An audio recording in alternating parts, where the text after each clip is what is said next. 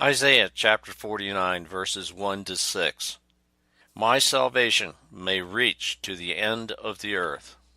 Hear me, coastlands. Listen, distant peoples. Before birth the Lord called me. From my mother's womb he gave me my name. He made my mouth like a sharp-edged sword, concealed me, shielded by his hand. He made me a sharpened arrow. In his quiver he hid me.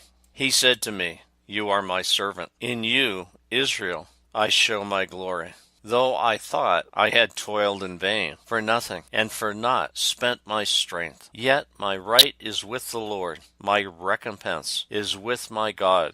For now the Lord has spoken, who formed me as his servant from the womb, that Jacob may be brought back to him, and Israel gathered to him. I am honored in the sight of the Lord, and my God is now my strength.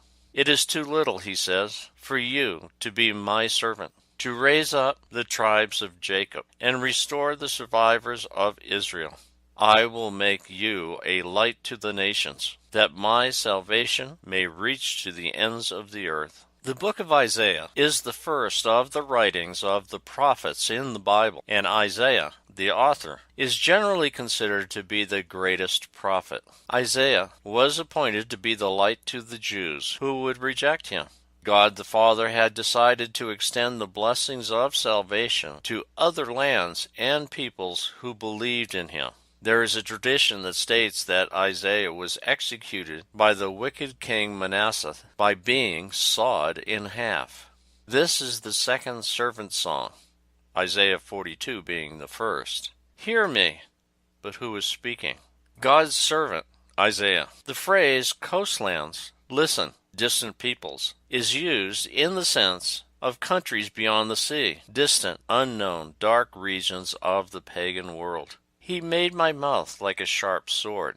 The metaphor suggests a likeness between the sword and the words of the coming Messiah, which would penetrate the hearts of all who would accept him. At the proper time, the great archer, the Father, would draw his now hidden arrow, the Messiah, from the quiver and send Jesus on his way so that the Messiah might pierce the hearts of the people like a pointed and polished arrow that is fired from a bow. Though I thought I had labored in vain.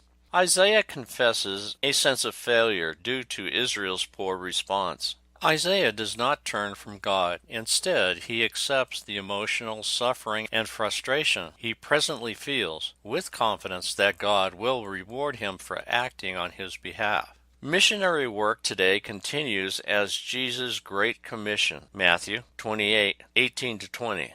When someone asks you a question about the Bible and you are able to give the correct answer, you are being a missionary. When your Christian behavior is modeled by those around you, you are being a missionary. Chances of you being sawed in half for your Christian beliefs are pretty remote in America.